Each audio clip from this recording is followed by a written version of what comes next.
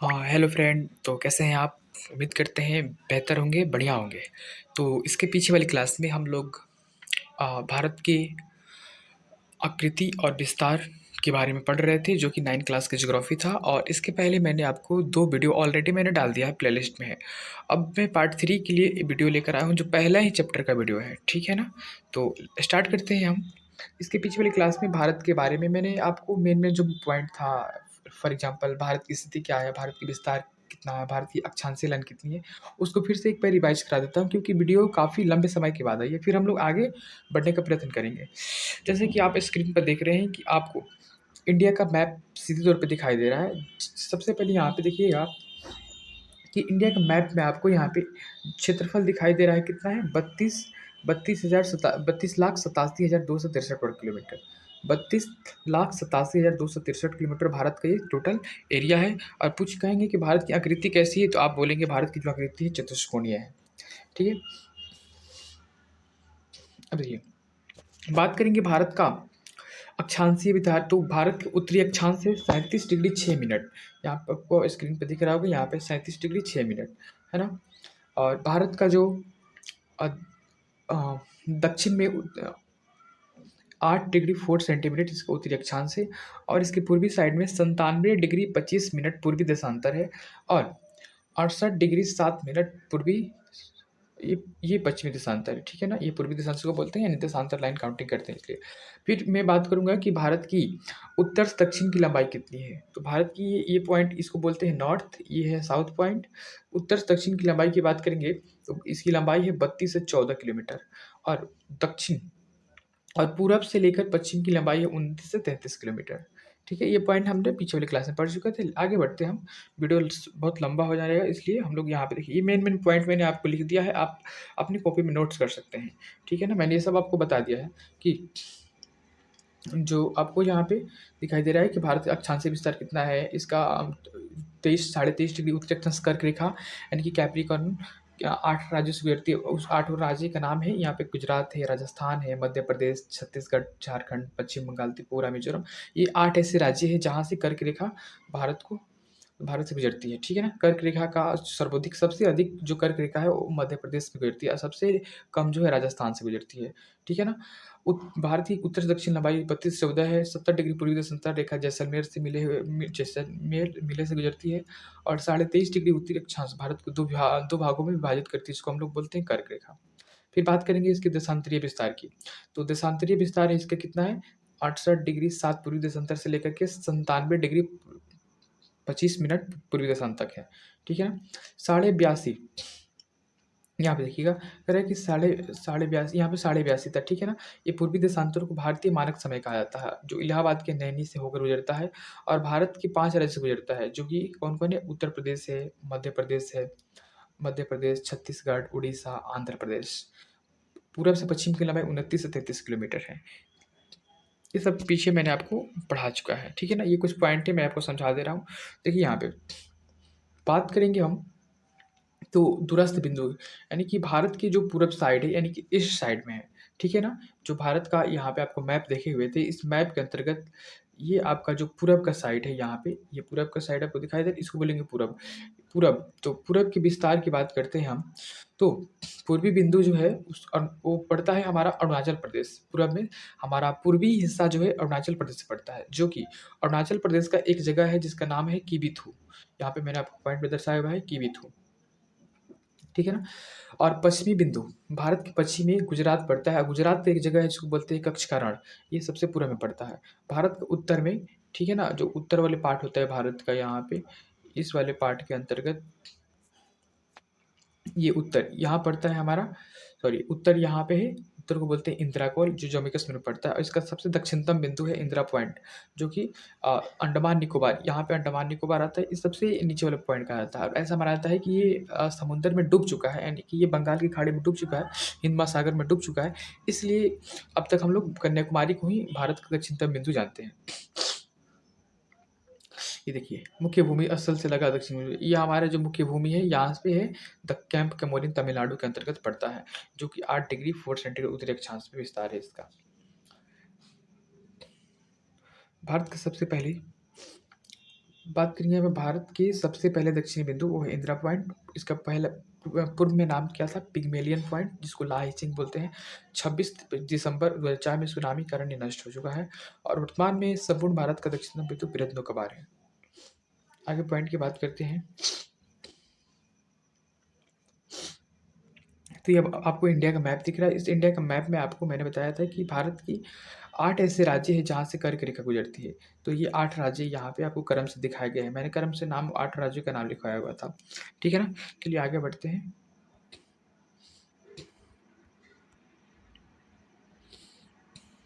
देखिए, अब बात करेंगे 28 राज्य और 8 केंद्र शासित प्रदेश के बारे में। इसके पहले यहाँ पे ध्यान दीजिएगा,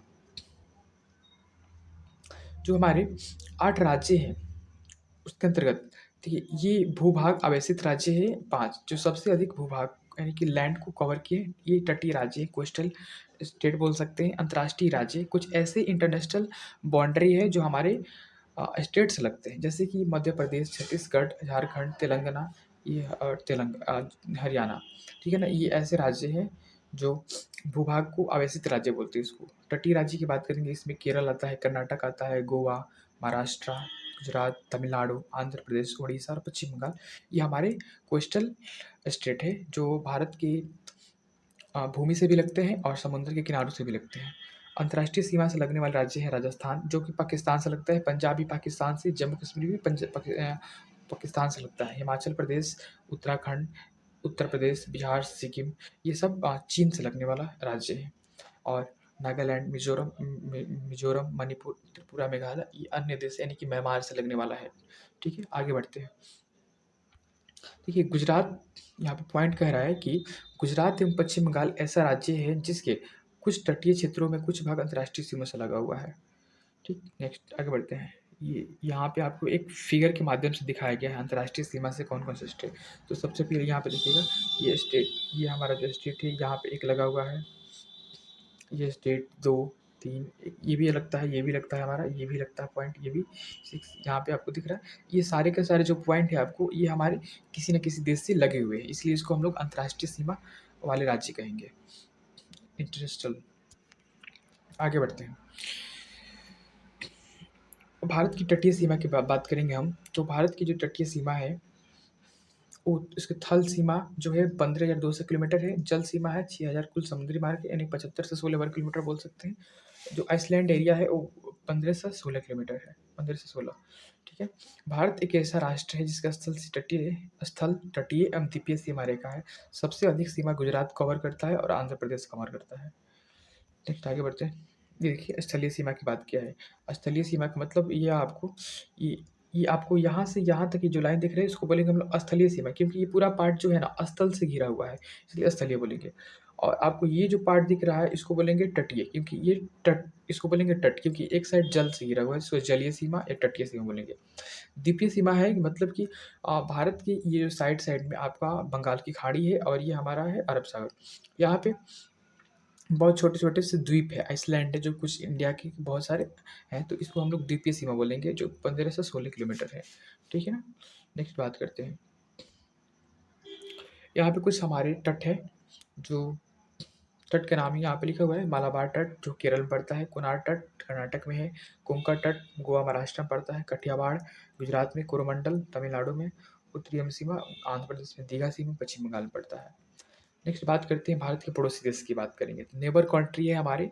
तो टोटल आपकी इसमें 6 कंट्री यानी कि 7 कंट्री जो है हमारे नेबर कंट्री कहलाते हैं। नेबर का मतलब पड़ोसी देश, यानी कि जो हमारे देश की सीमा से लगे होते हैं वही हमारे पड़ोसी देश होते हैं। ध्यान रखिएगा, जो श्रीलंका है वो हमारे देश की सीमाओं से लगा नहीं है, इसलिए हम उसको पड़ोसी देश नहीं कहेंगे। ठीक है। तो सबसे पहला जो हमारा आता है पाकिस्तान, यहाँ पे देखिएगा पाकिस्तान, सॉरी अफगानिस्तान। तो अफगानिस्तान पहला कंट्री है। दूसरा जो हमारा पाकिस्तान, तीसरा बांग्लादेश, म्यांमार, भूटान, नेपाल, चीन, ये हमारे अंतर्राष्ट्रीय देश है। अब इस पिक्चर के माध्यम से दिख रहा है कि ये जो आपको पार्ट दिख रहा है यहाँ पे, ये पूरा पार्ट पाकिस्तान से कवर है और ये पाकिस्तान लगा हुआ है, यहाँ से अफगानिस्तान है। ठीक है ना? ये चाइना कवर करता है, यहाँ पे ये म्यांमार है, यहाँ पे बांग्लादेश कवर करता है, यहाँ पे नेपाल है। ठीक है ना? तो ये सारे प्रदेश है, एक यहाँ भूटान कवर करता है। तो हमारे इस ये सभी के सभी जो आपको देश दिखाई दे रहे हैं, इसको हम लोग बोलते हैं पड़ोसी देश, ठीक है ना? बात करेंगे कि सबसे अधिक कौन-सा देश है जिसकी बाउंड्री लाइन हमारे देश से सबसे अधिक लगती है, तो सबसे अधिक लगती है बांग्लादेश की। कितना लगती है? 4096 किलोमीटर। चीन की कितनी लगती है? 3488 किलोमीटर। पाकिस्तान की लगती है 3323 किलोमीटर और नेपाल की कितनी लगती है? 1751 किलोमीटर। भूटान की 699 किलोमीटर। सबसे कम लगती है 106 किलोमीटर अफ़गानिस्तान की। नेक्स्ट आगे बात करते हैं हम। देखिए, कुछ फैक्ट यहाँ पे फैक्ट ये है कि त्रिपुरा हमारा जो स्टेट है वो एक ऐसा राज्य है जो 3 साइड से बांग्लादेश से घिरा हुआ है और त्रिपुरा और बांग्लादेश की सीमा शून्य रेखा का साझा किया जाता है। जम्मू कश्मीर 3 देशों को स्पर्श करता है। आप इस पॉइंट को देखिएगा, जम्मू कश्मीर जो है 3 देशों को स्पर्श करता है, पाकिस्तान को, अफ़गानिस्तान को, चीन को। उत्तर-पूर्व चीन में सबसे अधिक राजस्व है। फिर बात करेंगे बांग्लादेश की।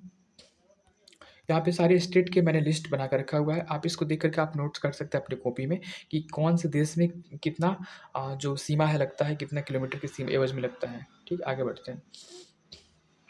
प्रादेशिक एवं जल विस्तार की बात करते हैं। देखिएगा, यहाँ से 200 नैनोमीटर 200 नैनोमीटर तक भारत सरकार का यहाँ अधिकार क्षेत्र होता है, ठीक है ना? और 12 एनएम ये एबीसी करके दिखाया हुआ है ना, तो ये है प्रादेशिक प्रादेशिक जल सीमा, बी है संलग्न जल क्षेत्र मंडल, ये है अन्य आर्थिक क्षेत्र। यहाँ पे इस एरिया तक लिए भारत की बाउंड्री लाइन है और किसी भी कोई देश अगर इसके अंदर प्रवेश करेगा तो सबसे पहले उसको भारत को सूचना देना पड़ेगा कि हाँ, हमको इसके अंदर आना है, ठीक है? इस भारत के एरिया में कवर होता है। इसके अंतर्गत आने वाले जितने भी ये एरिया है, ये भारत इस पे क्या करेगा, जितने भी प्रोडक्शन का कार्य हो गया, ठीक है ना? उद्योग वगैरह, मछली पालन, ये सब भारत के उसमें आएगा। नेक्स्ट बात करते हैं आगे। तो यहाँ पे जो मैंने पॉइंट्स बताया आपको, ये नोट्स यहाँ पे बना हुआ है कि भारत की प्रादेशिक जल सीमा कितनी है, तो 12 नैनोमीटर दूरी तक और इस क्षेत्र का उपयोग भारत को पूरा अधिकार है। संलग्न क्षेत्र कितना है? 24 नैनोमीटर की दूरी पर। इस राज्य के उसके अधिकार है, सीमा शुल्क है, संबंधित अधिकार, प्रदूषण नियंत्रण संबंधित अधिकार। अन्य क्षेत्र में आधार रेखा 200 नैनोमीटर की दूरी तक है और खनिज संपदा, सामरिक जल शक्ति, सागरीय जीवों का संरक्षण, वैज्ञानिक अनुसंधान इसमें इंडिया कर सकता है, ठीक है? नेक्स्ट आगे बात करते हैं हम। यहाँ पे कुछ मैंने छोटे-छोटे जलडमरू मध्य प्रमुख कुछ चैनल है उसके बारे में देख लेते हैं। तो जो मालदीव और मिनिकॉय है वो 8 डिग्री चैनल कवर करता है, ठीक है ना? और मिनिकॉय ये 9 डिग्री करता है। लघु अंडमान और निकोबार के बीच 10 डिग्री का चैनल है। भारत और श्रीलंका के बीच जो है वो है हमारा मन्नार की खाड़ी। भारत, ठीक है? भा प प पाक की खाड़ी है, पाक स्ट्रेट को अलग करता है। इंदिरा पॉइंट और इंडोनेशिया को करता है 5 डिग्री ग्रेट चैनल। नेक्स्ट आगे बात करते हैं हम। आपको पॉइंट दिख रहा है। कुछ अंतर्राष्ट्रीय सीमा हुआ है, देखिएगा। अब मैं बात करूँगा कि भारत और पाकिस्तान के बीच जो सीमा रेखा है ना, उसको और किस नाम से जानते हैं? उसका कुछ नाम तो होगा ना? उसको तो रेड क्लिफ के नाम से जानते हैं, ठीक है ना? उसको रेड क्लिफ कहा जाता है। और यहाँ तक कि भारत और बांग्लादेश के बीच की जो लाइन है, उसको भी हम लोग रेड क्लिफ कहते हैं क्योंकि भारत का जब विभाजन हुआ, उस समय बांग्लादेश जो था, पूर्वी पाकिस्तान कहलाता था और भारत के जो इसीलिए हम लोग उसको भी रेड क्लिफ के नाम से करते हैं। और इस लाइन का जो नाम था ना, 1947 में एक व्यक्ति आया जिसका नाम था सर रेड क्लिफ, उसी के नाम पे रखा दिया गया। एलओसी देखिए यहाँ पे लिखा है ना, एलओसी लाइन ऑफ कंट्रोल, ये पाकिस्तान अधिकृत और भारत अधिकृत के बीच यानी कि जम्मू कश्मीर के कुछ पार्ट है, एलओसी होता है। 1982 में यहाँ पे शिमला समझौता के तहत यहाँ पे यूएनजीओ में विवाद हुआ और इसमें पीओसी का नाम दिया गया। सड़कीय रेखा गुजरात के कच्छ के रण क्षेत्रों में 1914 तक, वर्तमान में अभी ये विवाद चलता है अभी भारत पाकिस्तान के बीच। सियाचिन ग्लेशियर जो विश्व का सबसे ऊंचा रण क्षेत्र है, 78 किलोमीटर बर्फ का पिंड स्थित है यहाँ पर। सियाचिन एक बर्फ से ढका हुआ ग्लेशियर है। अब भारत अभी अफ़गानिस्तान के मध्य की बात करेंगे तो इसमें आता है डुरंड रेखा। भारत और अफ़गानिस्तान जो देश है उसके बीच में हमारा जो बाउंड्री आता है, लाइन आता है, सीमा आता है, उसको बोलते हैं डुरंड रेखा। इसे ब्रिटिश अधिकारी हेनरी डुरंड ने इसका निर्माण किया था। भारतीय भूमि के अंतर्गत यह पीओके में है। और भारत चीन की बात करेंगे तो भारत और चीन के बीच मैकमोहन रेखा आता है, ठीक है ना? और टुकड़ा लद्दाख रेखा जम्मू कश्मीर में आता है। और फिर यहाँ बात करेंगे भारत म्यांमार के बीच तो वो आता है आराकान की पहाड़ियाँ अलग करती है। भारत और श्रीलंका के बीच पाक जल संधि आता है और मन्नार की खाड़ी आता है, ठीक है? ये कुछ अब इसमें कुछ महत्वपूर्ण तथ्य है, कुछ पॉइंट है, मैं आपको बता दे रहा हूँ, इस पॉइंट को समझिएगा। अगर अफगानिस्तान से जम्मू कश्मीर की सीमा कितनी लगती है? 106 किलोमीटर। सबसे लंबी तटीय रेखा है गुजरात की क्षेत्रफल की दृष्टि से सबसे बड़ा स्टेट है राजस्थान और सबसे छोटा है गोवा। कह रहा है कि पवनदीप आदम ब्रिज का हिस्सा है, इसी द्वीप पर इसे रामेश्वरम में स्थित है। ठीक है ना? तेलंगाना जो है अभी 2000 यहाँ पे देखिएगा आंध्र प्रदेश से अलग होकर बना है। 2 ज़ोन कितना बना है? 2 ज़ोन 2014 में बना। 10 जिले शामिल थे इसमें। इसकी राजधानी हैदराबाद में है, अभी अमरावती जिसको बोलते हैं। यहाँ पे 66.46% 2011 के अनुसार साक्षरता है। जम्मू कश्मीर और लद्दाख 2 ऐसे राज्य हैं जो यूटी बने हैं। चीन, नेपाल, बांग्लादेश 5 राज्यों की सीमा है। ये आप पॉइंट कुछ अपने से भी पढ़ सकते हैं क्योंकि ताकि मैं बोलूँगा तो इसकी वीडियो लंबा हो जाएगा, तो आप इसको वीडियो रोक-रोक करके इस पॉइंट को आप नोट कर सकते हैं। तो आप इस पॉइंट को जितना हो सके आप नोट कर लीजिएगा कॉपी में, इसका पर्सनल एक नोट्स बनाइएगा। अगली जो वीडियो लेकर आएँगे उसमें हम लोग अब बात करेंगे सेकंड चैप्टर की, ठीक है ना? तो कैसा लगा आपका वीडियो? कमेंट के माध्यम से आप ज़रूर अपनी बातों को शेयर कीजिए ताकि मुझे मालूम चल सके कि हाँ, अगर मैं पढ़ा रहा हूँ, अगर मैं आपको बता रहा हूँ तो आपको कुछ बातें समझ में आ रही है कि नहीं आ रही है। थैंक यू, तो मिलते हैं नेक्स्ट